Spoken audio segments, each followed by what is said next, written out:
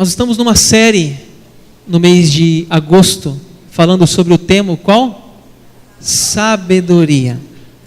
E sempre que a gente fala em sabedoria, nosso principal livro é o livro de Provérbios. O livro de Provérbios, ele tem 31 capítulos.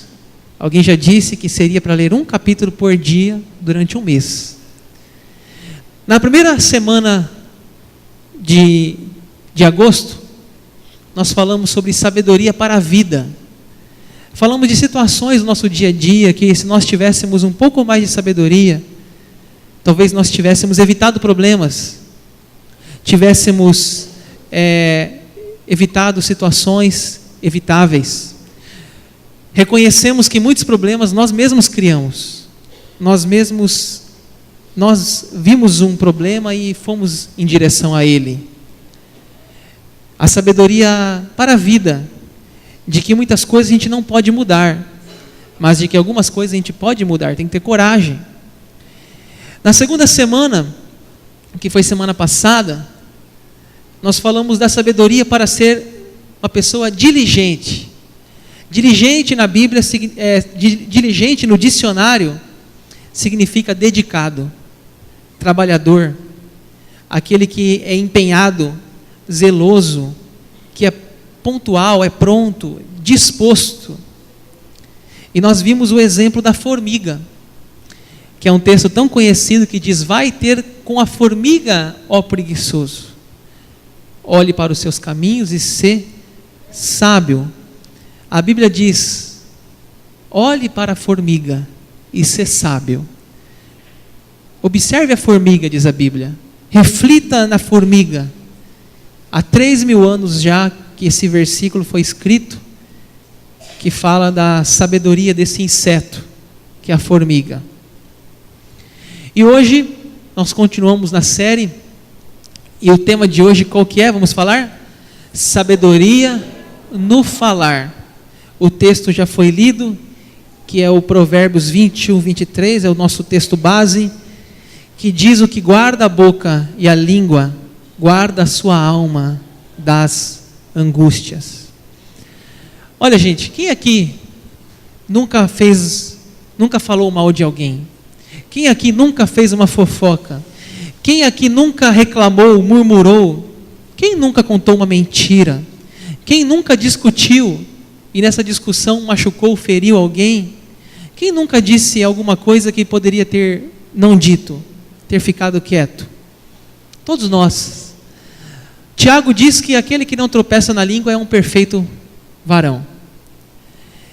A língua exige, domar a língua, exige muita disciplina, inclusive espiritual. De todo dia pela manhã você fazer uma oração: Deus, guarda minha língua, me dá sabedoria nesse dia que está iniciando. Tem um dos frutos do Espírito Santo, chama domínio próprio, que está relacionado com a língua. Quando a gente demonstra no equilíbrio do falar, a gente demonstra que a gente é uma pessoa espiritual, que o Espírito Santo governa a nossa vida. Interessante, Jesus Cristo falou algo muito sério. Ele disse: a boca fala do que o coração está cheio. Mateus 12, 34.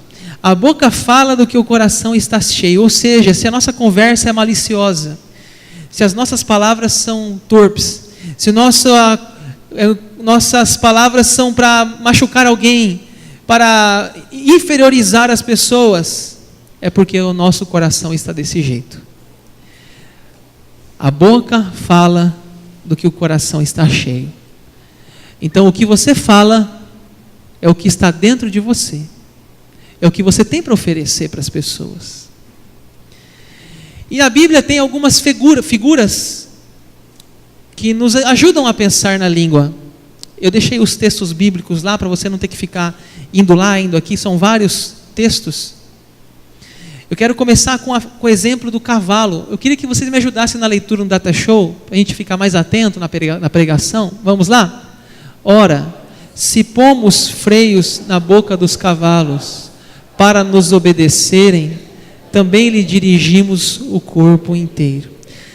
A primeira figura que nós vamos falar aqui com vocês é a figura do cavalo, do freio de cavalo. O cavalo, ele pode ser um animal agressivo, violento, não domesticado. Mas se você coloca um freio na sua boca, você tem um domínio daquele animal. Você tem um domínio, você subjuga ele, e ele pode ser um animal útil, dócil. O apóstolo Tiago, ele diz que a língua é da mesma forma. Se você domina a sua boca, você se torna uma pessoa gentil, domesticada, amorosa, e sai daquela violência que você pode ser como um cavalo arisco. É o primeiro exemplo dessa noite. O segundo exemplo da noite é o leme do navio. Vamos ler o que está lá em Tiago 3:4. Observai igualmente os navios que, sendo tão grandes e batidos de rijos ventos, por um pequeníssimo leme são dirigidos para onde queira o impulso do timoneiro. O que é o leme que está falando no texto? O leme é um dispositivo instalado para controlar a direção do navio. Ele fica na popa do navio. Um transatlântico, escute bem, irmãos, um transatlântico corta continentes, e um pequeno leme é dirigido àquele grande transatlântico. Sem o leme, o navio estaria desgovernado. O navio colocaria em risco a tripulação, as cargas que está transportando aquelas pessoas. Mas com o leme, ele vai desviando e chega no porto escolhido. Tiago diz que a língua é a mesma coisa. A língua, ela é pequena, assim como o leme, e ela pode direcionar a nossa vida. O terceiro exemplo de Tiago é uma fagulha. Quero que vocês me ajudem na leitura, vamos lá? Assim também a língua, pequeno órgão, se gaba de grandes coisas. Vede como uma fagulha põe em brasas tão grande selva. Nós já tivemos aqui em Rondonópolis alguns incêndios. O mais recente aqui agora foi o Atacadão. Às vezes uma pequena faísca, às vezes uma pequena fagulha na parte elétrica pode causar um incêndio com prejuízos irreparáveis. Você já, por exemplo, aqui na nossa região também, a gente pode usar muito o exemplo da seca. Inclusive, nós temos que agradecer muito por essa chuva de hoje, né, irmãos? Que chuva abençoada que está caindo em nossa terra nessa época do ano. E você pode observar que, às vezes, naquela época seca, um pequeno cigarro que é jogado na pista, uma pequena, às vezes, vou botar fogo em algum entulho, pode proporcionar um incêndio florestal, e muitas vezes de proporções indomáveis. Os bombeiros muitas vezes são chamados para alguns incêndios nessa época do ano, e eles não têm o que fazer, de tão grande que fica a situação. Assim a língua, diz a Bíblia. A língua, pequeno órgão, e pode colocar fogo em grande selva. Veja como a Bíblia trata a língua. O que mais? O próximo exemplo de Tiago, um veneno. Vamos ler lá o que está escrito. A língua, porém, nenhum dos homens é capaz de domar. É mal incontido, carregado de veneno mortífero. Vamos pensar o veneno de uma cobra, de uma serpente. Pode causar paralisia, pode atingir o sistema nervoso. Uma picada de cobra, se não for logo levada a um atendimento, pode até levar à morte. O apóstolo Tiago diz que a língua é como essa serpente. A língua é como uma jararaca peçonhenta, é como uma picada de escorpião. A língua pode causar danos incuráveis, está dizendo Tiago. Tem uma frase que eu acho muito, muito interessante aqui. O animal mais terrível do mundo tem a sua toca atrás dos dentes. O animal mais terrível do mundo tem a sua toca atrás dos dentes. É a língua. Ela é mais venenosa do que um escorpião, do que uma cobra, diz Tiago. Mas um exemplo ainda, em Tiago, é que é uma fonte, a língua pode ser comparada com uma fonte. Vamos ler lá o que está escrito? De uma só boca procede bênção e maldição. Meus irmãos, não é conveniente que estas coisas sejam assim. Acaso pode a fonte jorrar do mesmo lugar o que é doce e o que é amargoso?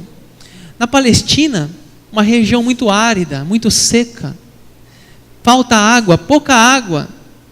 E lá uma fonte é algo muito precioso, é algo muito importante, uma fonte. E a Bíblia está dizendo que como que uma fonte pode sair dela água doce e água amarga? Não é possível. Não é possível fazer isso. E assim a nossa língua não convém amaldiçoar e abençoar. Criticar, muitas vezes, e elogiar. Não convém.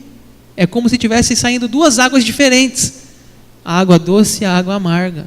É o que está dizendo o apóstolo Tiago. E por último, ainda em Tiago, é o exemplo dos frutos da figueira. Vamos ler lá? Acaso, meus irmãos, pode a figueira produzir azeitonas ou a videira figos?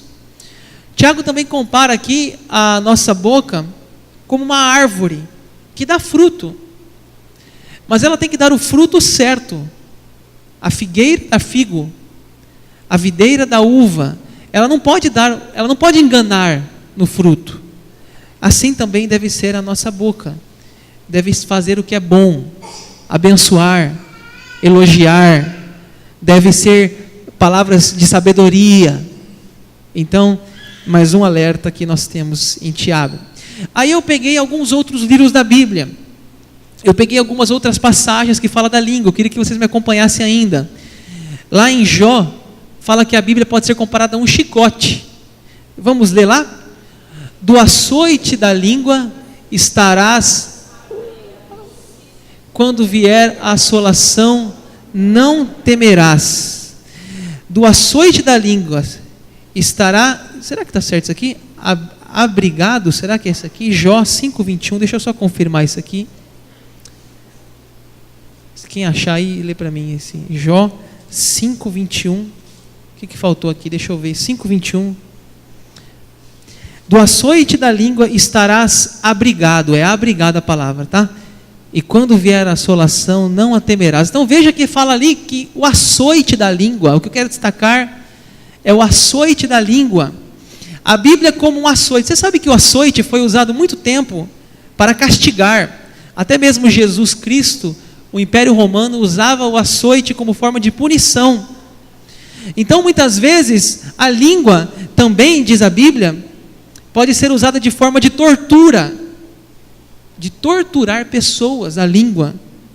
Olha isso, gente. Torturar pessoas. Achei interessante uma frase também na minha pesquisa. Uma das primeiras coisas que acontece quando alguém está cheio do Espírito Santo não é falar em línguas, é dominar a língua. Vou repetir. A primeira coisa que acontece quando alguém está realmente cheio do Espírito Santo não é falar em línguas, mas é dominar a língua.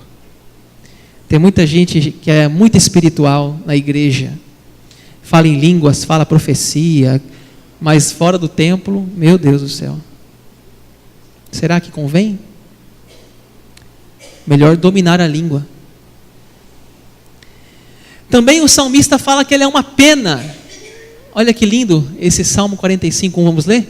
De boas palavras transborda o meu coração, ao rei consagro que compus, a minha língua é como uma pena de habilidoso escritor. Você sabe que na época da Bíblia, eles não tinham caneta, eles usavam uma pena e tinta.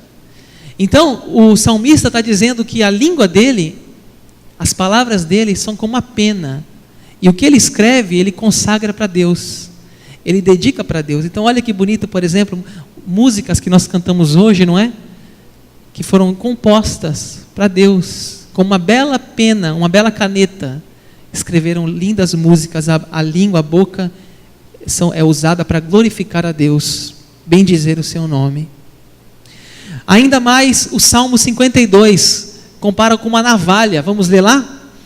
A tua língua urde planos de destruição, é qual navalha afiada, ó praticadora de enganos. Olha isso, você sabe que uma navalha, ela pode ser usada para o bem, não é mesmo?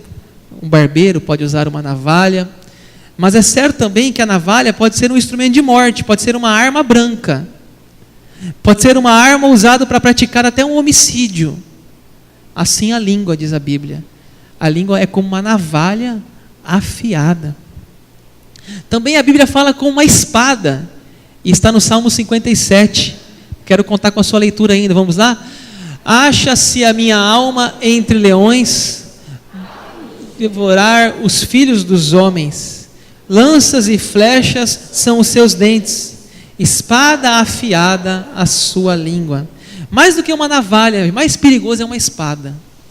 A espada na época da Bíblia era usada na guerra a curta distância, era uma guerra, eles usavam uma espada, e a língua pode ser usada também como uma espada afiada, diz a palavra de Deus. Como a flecha, olha lá, flecha, vamos ler lá, Jeremias 9:8, flecha mortífera é a língua deles, falam engano, com a boca fala cada um de paz com o seu companheiro, mas no seu interior lhe arma ciladas. Quando um arqueiro atira uma flecha, ele tem um objetivo naquela flecha, ele tem um alvo, e assim também a nossa língua, ela tem que ter um objetivo, ela tem que alcançar um alvo. Assim a língua pode ser também uma flecha mortífera se for mal usada. Deixa eu dizer uma coisa para você nessa noite, cuidado com as palavras, cuidado com o que você fala, porque as palavras ferem. Existem muitas pessoas que o termo aqui, sabe qual que é? Praguejar, é amaldiçoar. Essa casa é um inferno. Te ouve essas coisas. Arrependo-me do dia que eu casei com você. Que o diabo te carregue. Essa vida é desgraçada. Seu capetinha. Seu burro. Olha, eu não vou ficar falando que não convém, mas eu poderia falar várias palavras que a gente fala aqui todo dia, se brincar, na nossa casa, no trabalho, com os filhos, sem perceber. Queria que você pensasse nessa noite, nessa semana, sobre esse assunto. Princípios para uma boa comunicação. Escute isso aqui. Existem 4 coisas para a gente melhorar com a nossa boca, com as nossas palavras, com a nossa língua. Escute aqui, primeiro princípio na área de comunicação. O que está escrito lá? Conteúdo, gente. Em Efésios 4:29 fala que não deve sair da nossa boca nenhuma palavra torpe. Palavra torpe, a tradução pode ser usada como palavras pejorativas, de baixo calão, palavrão. Não deve sair da nossa boca. E interessante que tem muito crente que fala palavrão e acha bonito ainda, e é feio. Queria desafiar você. Se você está aqui nessa noite e fala palavrão e acha bonito, inclusive, acha legal, acha cool, queria desafiar você a fazer um compromisso com Deus de parar de falar palavrão. Não é bonito, não precisa. Interessante que o princípio da comunicação, vamos ver os princípios para uma boa comunicação. Em primeiro lugar, o conteúdo. Avaliar qual o assunto. O assunto é edificante? O assunto da conversa é construtivo? O assunto é verdadeiro? O assunto está beneficiando alguém? Diz que uma vez, você conhece essa história? uma pessoa procurou Sócrates e disse que precisava contar para ele alguma coisa sobre uma outra pessoa. Sócrates estava lendo um livro, ele parou de ler o livro e ele fez uma pergunta para a pessoa: antes de você me contar sobre alguém, eu quero que você pense nas 3 peneiras. Primeira peneira: isso é verdade que você vai me falar? Escute bem, isso é verdade? O que você vai comentar para mim dessa outra pessoa, você acha que é verdade? Você ouviu falar? Ou você tem certeza que é verdade? A segunda peneira: bondade. O que você vai falar é algo bom? É alguma coisa boa? Vai construir? Vai abençoar? E terceiro lugar, terceira peneira: necessidade. Se você me contar, eu vou ajudar a resolver alguma coisa, eu vou poder contribuir com esse problema, vai melhorar alguma coisa? E ele disse para a pessoa que perguntou: então, depois de você passar pelas 3 peneiras, se é verdade, se tem bondade, se é uma necessidade, aí você pode me contar. É exatamente isso que nós estamos falando aqui. Tem conteúdo que nós estamos falando? Tem qualidade no assunto? É saudável a conversa? Segunda coisa para ter uma boa comunicação: a forma. Não basta falar o que é certo, tem que falar da forma correta. O conteúdo, por exemplo, uma pregação, eu posso falar de um assunto muito interessante aqui com vocês, só que se eu não souber falar com vocês, se eu falar bem baixinho assim, ou se eu não souber me expor, que é um grande desafio para mim também isso aqui, não vai cair essa semente num solo fértil. A forma é como que a mensagem chega até os seus ouvidos, até os seus olhos. Por exemplo, há uma diferença quando a gente fala assim: você é mentiroso, fala para a pessoa. Ou quando a gente diz assim: você faltou com a verdade. Veja que é diferente o jeito que você fala, a forma que você fala. Você é mentiroso, você está acusando a pessoa. Quando você fala, você faltou com a verdade, você está dizendo talvez que ele errou, ele falhou, mas não é que ele é assim. Não é que ele sempre mente. E isso é interessante na família. Muitos maridos e mulheres às vezes não conseguem conversar, porque não tem uma boa comunicação, não tem a forma correta, não sabem falar. Tem uma dinâmica na psicologia que desafia as pessoas a escreverem frases agressivas que ouvem no dia a dia, no trabalho, na família, e pegar aquelas frases e transformá-las em frases da mesma coisa que você está falando, de forma mais gentil, educada. Por exemplo, em vez de você falar assim para uma pessoa: você é muito lento para trabalhar, você poderia fazer, você está agredindo. Você é muito lento para trabalhar. Você poderia dizer: você deveria ou poderia ser mais dedicada no trabalho. Então você tira a negatividade da frase e você joga para o aspecto dele pode fazer diferente. Mostra um caminho. Isso é comunicação. Na relação com os filhos: você é um preguiçoso, você vai reprovar no final do ano. Você poderia dizer diferente. Dizer assim: olha, dedique-se mais, estude mais, para você sair de férias com antecedência. É diferente. Você está dizendo a mesma coisa, o mesmo final, só que trazendo sempre para o negativo. E eu poderia assim falar tantas coisas aqui. Eu espero que você tenha entendido já. O que é você saber usar a sua boca no seu relacionamento com a sua esposa, com seu marido, com seus filhos, na igreja, no trabalho, na família. Você pode estar livre de muito problema, e isso é ser sábio. O lugar na comunicação também, além do conteúdo, tem que ter conteúdo, também tem que saber falar, mas também existe o lugar certo para se falar. Às vezes a gente quer conversar um assunto na hora do almoço, às vezes com os filhos assistindo aquela conversa, que não é saudável para os filhos ouvir aquele assunto. Você tem que esperar o momento certo de conversar. Às vezes o casal está no carro, falando de um problema, tem um filho no banco de trás ouvindo toda a história. Não é um lugar saudável. Isso é muito perigoso na vida da igreja, irmãos, especialmente a família pastoral. Existem muitos filhos de pastores que crescem amargurados, rancorosos com a igreja, porque sempre ouviram seus pais conversando sobre os problemas que eles vivenciavam na igreja. Então isso é para todos nós, que a gente não deve conversar a qualquer hora assuntos delicados. Temos que poupar muitas vezes nossos filhos de ouvir certas coisas, porque eles não têm maturidade para entender aquele assunto ainda. O casal às vezes está em conflito, está com problema, aí quer conversar aquele assunto, não é a hora ainda, não é o local certo, porque está à flor da pele a discussão. Espere um pouco mais, espere até amanhã, chegue em casa, converse. Às vezes não é pelo telefone que vai conversar.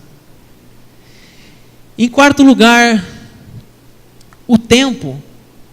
Às vezes a conversa não tem que ser hoje, às vezes tem que esperar um dia a mais, para aquele assunto ganhar mais reflexão. Às vezes não é hora de trabalhar aquele assunto com seu chefe, por exemplo. Não é hora de você pedir um aumento naquela semana. Não é hora de você, adolescente, pedir para o seu pai a mesada aquele dia, que ele está muito estressado. Aguarde o tempo certo. O pai chega em casa, abre a porta, o filho, pai, me dá 10 reais. Fala, mas caramba, meu, só vê que só tem dinheiro, a minha cara é dinheiro. Chega lá, faz um carinho, dá um abraço, né? Tira a meia do pé. Aí você vai, depois, pai, me dá 10 aí, pai, dá até 20. Massagem. Gente, olha, a língua é acaso sério. Nosso tempo está encerrando, eu preciso avançar. Eu separei alguns provérbios aqui para falar com vocês, mas eu não vou ter tempo de falar. Eu só queria ler com vocês, eu poderia comentar cada um deles. Só queria ler com vocês e vou finalizar. Vamos ler Provérbios 15, 28? O justo pensa bem antes de responder, mas a boca dos ímpios jorra o mal. Tem um ditado que fala assim, em boca fechada não entra mosquito. Olha a sabedoria de Provérbios, o que pensa bem antes de responder. O que mais? Vamos ler lá?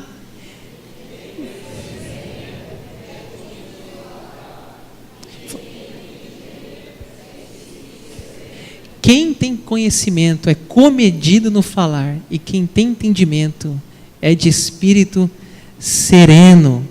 Ou seja, se você tem conhecimento, você vai ser comedido.